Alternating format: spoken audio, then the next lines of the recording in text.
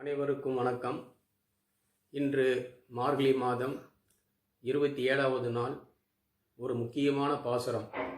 இந்த 27வது நாள் கூடாரவள்ளி என்று அழைக்கப்படுகிறது.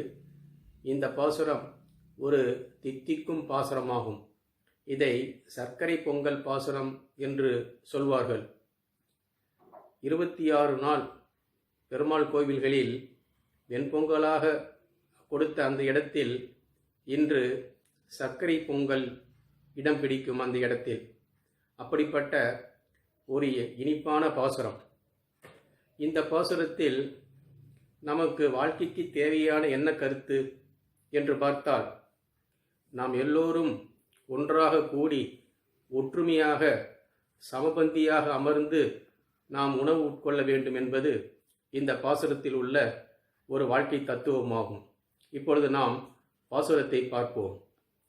கூடாரை வெல்லும் சீர்கோவிந்தா, உந்தன்னை பாடி பறைகொண்டு யாம் பெரும் சன்மானம், நாடு புகழும் பரிசினால் நன்றாக சூடகமே தோல்வளையே தோடே செவிப்பூவே பாடகமே என்றனைய பல்கலனும் யாமணிவோம் ஆடை உடுப்போம், அதன் பின்னே பார்ச்சோறு மூடனை பெய்து முழங்கை வழிவார கூடியிருந்து குளிர்ந்தேலோர் எம்பாவாய் என்பது இந்த பாசுரமாகும். இந்த பாசுரத்தில் அழகாக அந்த பெண்கள் எப்படியெல்லாம் நகை அணிகிறார்கள், எப்படியெல்லாம் அந்த ஆபரணங்களை அணிகிறார்கள், ஆடை உடுத்துகிறார்கள், எப்படி அந்த சர்க்கரை பொங்கலை வைத்து உண்கிறார்கள் என்பது அழகாக சொல்லப்படுகிறது. முந்தைய பாசுரத்தில் ஆண்டாளும் தோழிகளும் பெருமாளிடம் ஒரு பெரிய பட்டியலை கொடுத்தார்கள். பெருமாள் அதை பார்த்துவிட்டு அந்த பட்டியலில் உள்ளதை எல்லாவற்றையும் அளிக்கிறேன் என்று ஒரு வாக்குறுதி கொடுத்தார். இப்பொழுது அந்த பெண்களுக்கெல்லாம் ஒரே சந்தோஷம். எனவே 2வது பாசுரத்தில் மையிட்டு எழுதோம் மலரிட்டு நாம் முடியோம் நெய்யுண்ணோம் பாலுண்ணோம் என்று சொன்னவர்கள் இப்பொழுது நெய்யும் பாலும் சேர்த்து சர்க்கரை பொங்கல் நகைகள் அணிவோம் என்று ஒரு சந்தோஷம், ஒரு மகிழ்ச்சியில் சொல்லும்படியான ஒரு அருமையான பாசுரமாகும். இங்கு கூடாரை வெல்லும் சீர் கோவிந்தா என்று முதல் வரி. கூடாரை, இந்த கூடாரை என்பதுதான் கூடார வள்ளி என்று அழைக்கப்படுகிறது. கூடாரை வெல்லும் சீர் கோவிந்தா. கூடாரை என்றால் பகைவர்கள், எதிர்ப்பவர்கள், அதாவது கருத்து வேறுபாடு உடையவர்கள். அப்படிப்பட்ட கருத்து வேறுபாடு உடையவர்களை கூட பகவான் அவர்களை வென்று தன் பக்கமாக ஈர்க்கக்கூடியவன். அப்படிப்பட்ட சீர் கோவிந்தா, சிறப்பு பொருந்திய கோவிந்தா என்று இங்கு அழைக்கப்படுகிறான் கண்ணன். இங்கு இந்த கோவிந்தா என்ற இந்த வார்த்தையானது தொடர்ந்து வரக்கூடிய அடுத்த 2 பாசுரங்களிலும் இடம்பெறுகிறது. எப்படி என்றால், அடுத்த பாசுரத்தில் குறையொன்றுமில்லாத கோவிந்தா என்றும், அதற்கு அடுத்த பாசுரத்தில் கோவிந்தா என்ற ஒரு பதமும் இடம்பெறுகிறது. அதாவது 3 முறை கோவிந்தா என்று இடம்பெறுகிறது. நாம் கோவிந்த கோவிந்த கோவிந்தா என்று சொல்வோமே, அப்படி 3 முறை இந்த பதம் இடம்பெறுகிறது.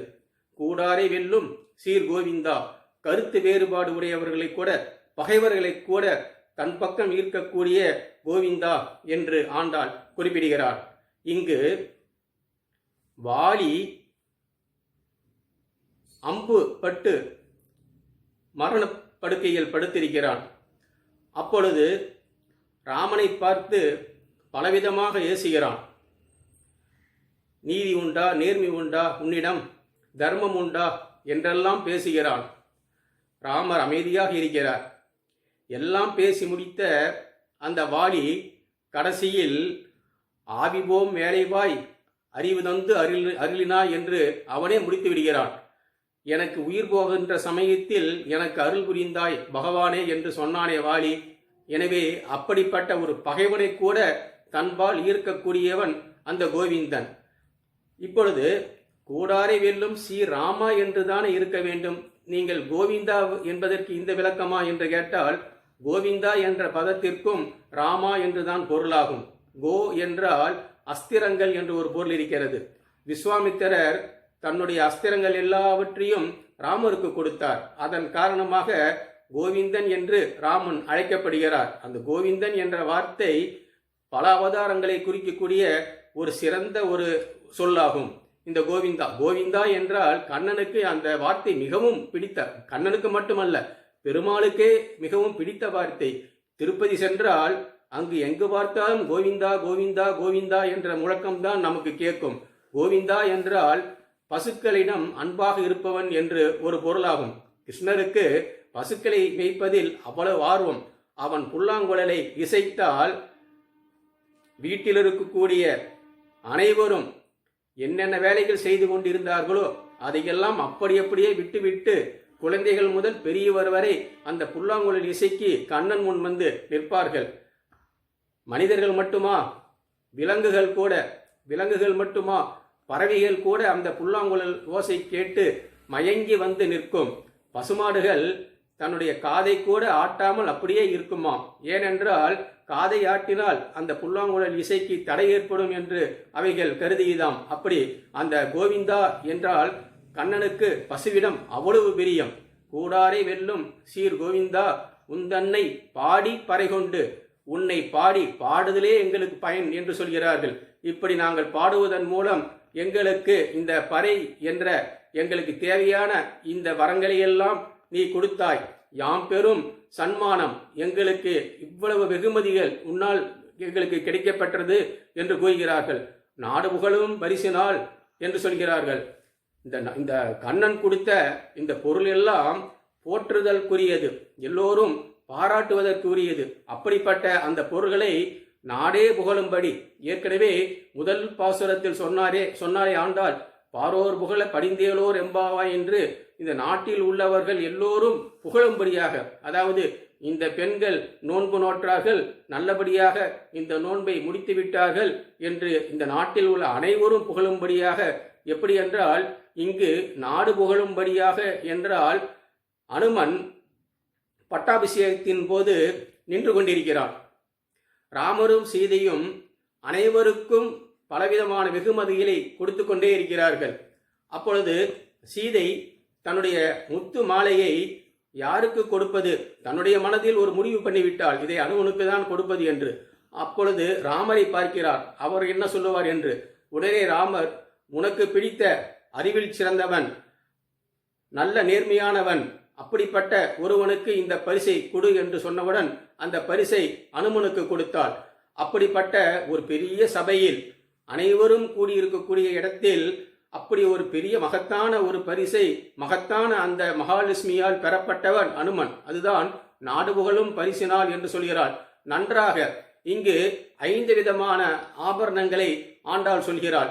அதாவது சூடகமே, தோல்வளையே, தோடே, பாடகமே, சிவிப்பூவே என்று சொல்கிறாள்.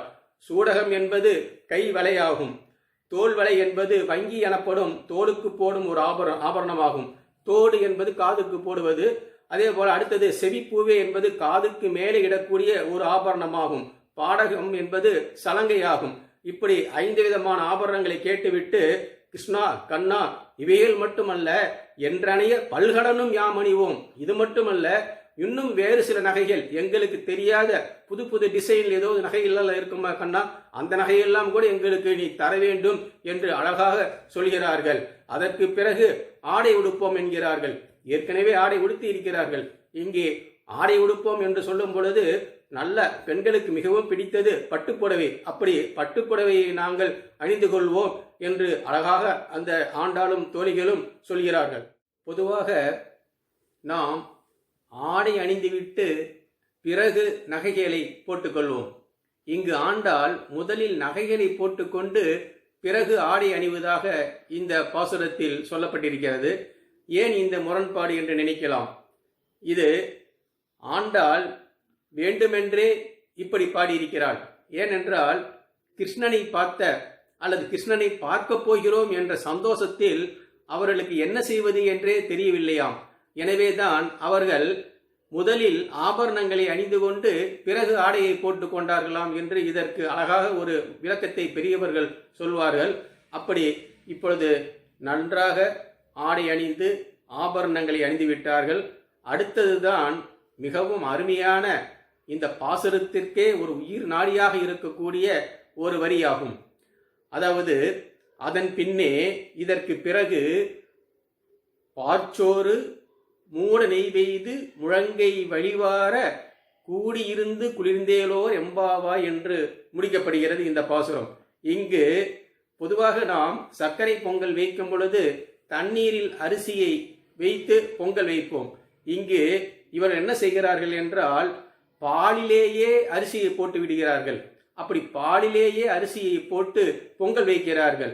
அப்படி செய்யப்பட்ட அந்த பாற்சோறு, அதாவது அக்கார வடிசல் என்று சொல்வார்கள், அதில் நிறைய முந்திரி, நிறைய திராட்சை இவைகளெல்லாம் போட்டு அற்புதமான ஒரு பொங்கலை செய்து அதை சாப்பிடுகிறார்கள். அது எப்படி சாப்பிடுகிறார்கள்? அதாவது சோற்றில் நெய்யா அல்லது நெய்யில் சோறா என்பது போல நெய்யுக்குள் சோறு இருக்கிறதாம். அப்படி அந்த சர்க்கரை பொங்கலை அப்படி கையில் எடுத்து சாப்பிடுகிறார்கள். அந்த பொங்கல் அப்படியே வழிந்து முழங்கைக்கு வருகிறதாம். அப்படிப்பட்ட அந்த அவர்களுக்கு என்னவென்றால், பொதுவாக நாசுக்காக ஒரு நாகரீகமாக சாப்பிடுவது வழக்கம். ஆனால் இவர்கள் தன்னுடைய சொந்த வீட்டில் இருப்பது போல ஒரு நினைப்பு.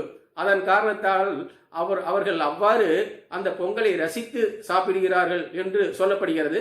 அது மட்டுமல்லாமல் இவர்கள் கோவிலுக்கு சென்றிருக்கிறார்கள். அங்கு அர்ச்சகர் அந்த பொங்கல் பிரசாதத்தை கொடுக்கிறார். பகவானையே பார்த்து கொண்டு, பகவான் திருமுகத்தையே நோக்கி கொண்டு கையில் அந்த பொங்கலை வைத்திருக்கிறார்கள். அந்த நெய்யானது வழிந்து அப்படியே முழங்கை வழியே வந்திருக்கிறது என்றும் கூறப்படுகிறது. இப்படி இது முக்கியமாக என்னவென்றால், இந்த பிரசாதத்தை, இந்த பொங்கலை நாங்கள் அனைவரும் எப்படி சாப்பிடுகிறோம் என்றால், கூடியிருந்து சாப்பிட்டு மகிழ்கிறோம் என்று ஆண்டாள் முடிக்கிறார். அருமையான ஒரு பாசுரமாகும். இந்த பாசுரத்தில் கூடாரவள்ளி என்று இந்த நாள் குறிப்பிடப்படுகிறது. மார்கழி மாதம் 27ஆம் நாள் கூடாரவள்ளி. ஏன் இந்த நாளுக்கு இவ்வளவு சிறப்பு என்றால், ரங்கநாதன் ஆண்டாளை மணப்பதாக வரமளித்த நாளாகும் இந்த நாள். அதாவது ரொம்ப முக்கியமான நாள். இந்த பாசுரத்தை கேட்டுவிட்டு ரங்கநாதன் மகிழ்ந்து ஆண்டாளை மணந்து கொள்வதாக ஒரு உறுதி கொடுக்கிறார். அதாவது ஒரு மானுட பெண்ணை மாதவன் மணப்பதாக உறுதியளித்த ஒரு நாளாகும். எனவே இந்த நாளுக்கு மிகவும் ஏற்றம் அதிகம். இந்த நாளில் ஸ்ரீவில்லிபுத்தூரில் ஆண்டாளுக்கு அழகாக விசேஷமாக அலங்காரம் செய்யப்பட்டு அர்த்த மண்டபத்தில் அழகாக வீற்றிருப்பாள். அப்பொழுது நாம் மகாலட்சுமியை நேரில் பார்ப்பது போன்ற நமக்கு ஒரு பாக்கியம் கிடைக்கும். அப்படிப்பட்ட அந்த நாளில் ஸ்ரீவில்லிபுத்தூரில் ஆண்டாளுக்கு 108 பாத்திரங்களில் அக்கார வடிசல் வைத்து வெண்ணெய் வைத்து வழிபடுவார்கள். எனவே இப்படி சிறப்பு வாய்ந்த நாளாகும் இந்த மார்கழி 27வது நாள். இந்த நாளில் இந்த பாசுரத்தை படித்தும் கேட்டும் நாம் பயன்பட வேண்டும், பயன்பெற வேண்டும். இந்த பாசுரத்தை நாம் கேட்டால் திருமணமாகாத பெண்களுக்கு நல்ல கணவன் கிடைப்பான். அதுதான் முக்கியம். மனம் போல் மாங்கல்யம் என்று சொல்வார்களே, அப்படி ஒரு நல்ல கணவன் அந்த பெண்களுக்கு கிடைப்பார்கள். அது மட்டுமல்லாமல் நம்மை விட்டு விலகி போன உறவுகள் அனைவரும் ஒன்றாக கூடுவதற்கான ஒரு வாய்ப்பு ஏற்படும் என்று இந்த பாசுரத்தில் நாம் கூறப்பட்டிருக்கிறது என்று கூறி இந்த அளவில் இந்த பாசுரத்தை முடித்துக் கொள்கிறோம். மீண்டும் நாளைய பாசுரம் தயிர் சாத பாட்டு என்று அழைக்கப்படக்கூடிய ஒரு அழகான பாசுரம். அதை நாளை பார்ப்போம் என்று கூறி இந்த அளவில் நிறைவு செய்கிறோம். நன்றி, வணக்கம்.